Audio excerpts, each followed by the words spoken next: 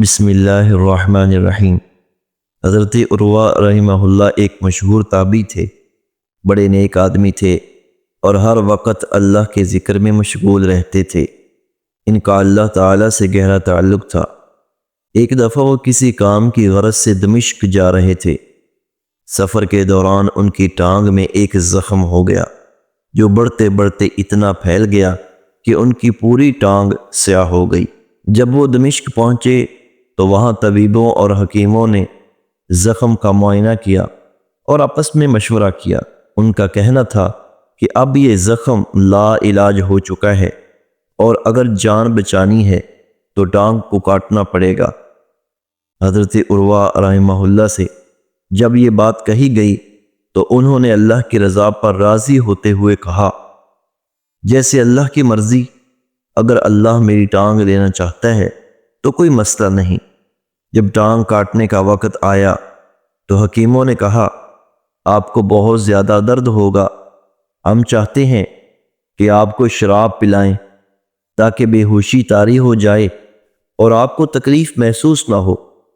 اس پر حضرت عروہ نے تھوڑی دیر سوچا اور کہا، میں اس تھوڑی سی تکلیف کے لیے شراب نہیں پی سکتا جسے اللہ اور اس کے رسول صلی اللہ علیہ وسلم نے حرام قرار دیا ہے۔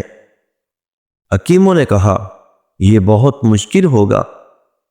حضرت عروہ رحمہ اللہ نے جواب دیا، میں نماز کے لیے کھڑا ہو جاؤں گا، تم لوگ اپنا کام کر لینا۔ چنانچہ وہ نماز کے لیے کھڑے ہو گئے اور قرآن پاک کی تلاوت شروع کر دی۔ اس دوران حکیموں نے ان کی ٹانگ کاٹ دی اور زخم پر پٹیاں باندھ دیں۔ جب نماز ختم ہوئی تو حضرت عروہ رحمہ اللہ تعالی نے پیچھے مڑ کر پوچھا، کیا تم لوگوں نے اپنا کام مکمل کر لیا ہے؟ حکیم ان کے صبر اور اللہ کے ذکر میں مشغول ہونے پر حیران رہ گئے اور کہا، جی ہاں، ہم نے اپنا کام مکمل کر لیا ہے۔ ناظرین اکرام، اس واقعے سے بہت سے سبق ملتے ہیں۔ نماز ایک ایسی عبادت ہے جب بندہ اللہ تعالیٰ کے ساتھ ہم کلام ہوتا ہے تو دنیا کی کوئی چیز اسے نظر نہیں آتی، جیسا کہ رسول مکرم صلی اللہ علیہ وسلم نے فرمایا، جب تم نماز پڑھو تو اسے اپنی زندگی کی آخری نماز سمجھ کر پڑھو۔ اس واقعے سے پتہ چلتا ہے جب انسان نماز کو دل سے ادا کرے تو دنیا کی کوئی چیز اس کی توجہ کو ہٹا نہیں سکتی۔ اللہ تعالی ہماری نمازوں کو خیالات سے پاک کرے۔